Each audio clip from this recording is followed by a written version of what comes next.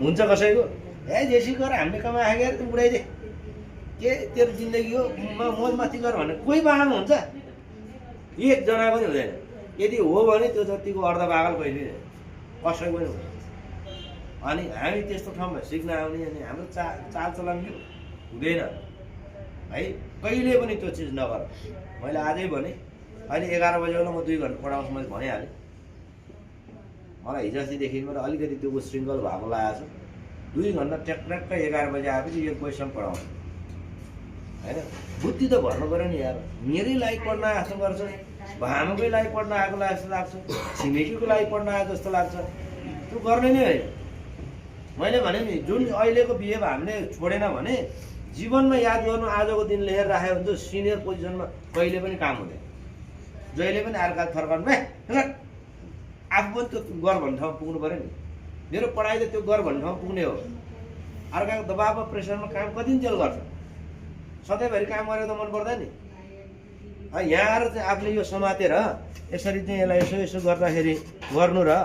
अरूलाई बाबु त्यो अलिकति भएन यसलाई यसरी गर ल भनेर हिँड्नुलाई कति फरक हुन्छ मेरो सिकाइ त त्यो गराउने अराउनेमा हो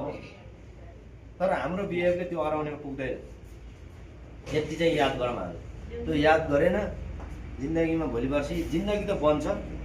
तर ढिलो बन्छ समय गइसक्छ गर्न केही सक्दैन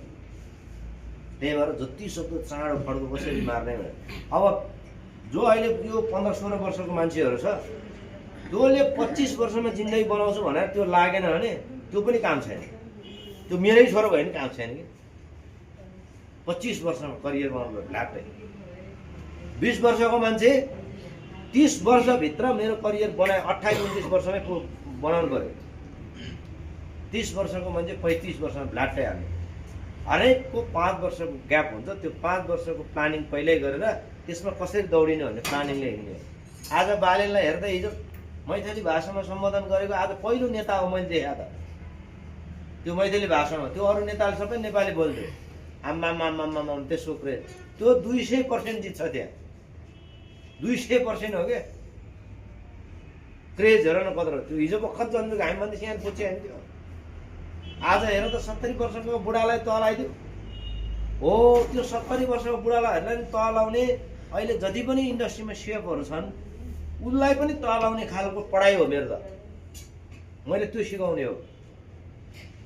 तिमीहरू भर्खर यहाँ आएछ अब बिस्तारै यहाँबाट ट्रेनिङ सिद्धि पछाडि यहाँ यसो फर्कमी काम गरेर 2-4 वर्ष त्यसपछि फेरि 2-4 वर्ष यहाँ इन्टरनेसनली 5 वर्ष एक्सपिरियन्स भएपछि फर्स्ट कमी पाइन्छ